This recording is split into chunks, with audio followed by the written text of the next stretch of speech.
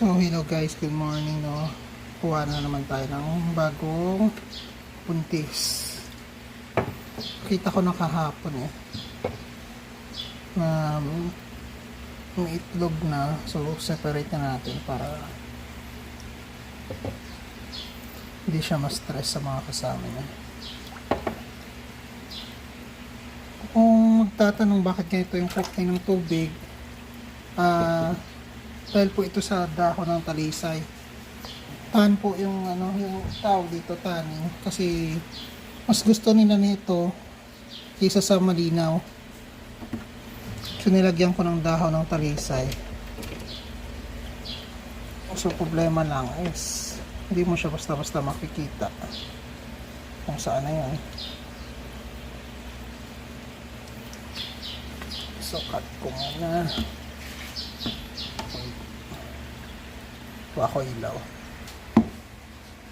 So, ito na yung hinahanap natin. Pasensya na kinat ko, nahihirapan kasi ako ng mag-video ng manghuli ng isang kamay. So, kung kita nyo, nilabas ko muna sila. Ito. Ang laki na nga, oh.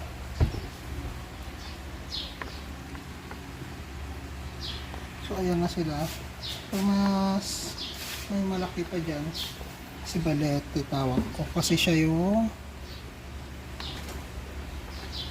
super male ko na tagabuntis ng ito siya, yan.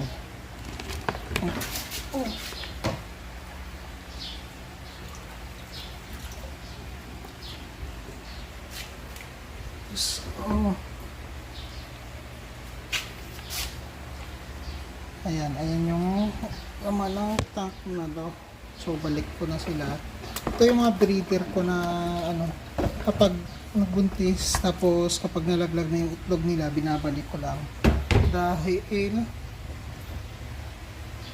na-observe ako na pala sila, nag-partner.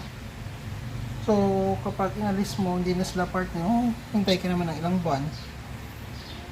So yan lang muna. Salamat. Wait, pakikita ko pala yung kung gaano kadami yung itlog niya. Pasan muna natin yung tubig konti. Ewan ko kung bubuka niya. Ayan, ayan. So lipat na natin.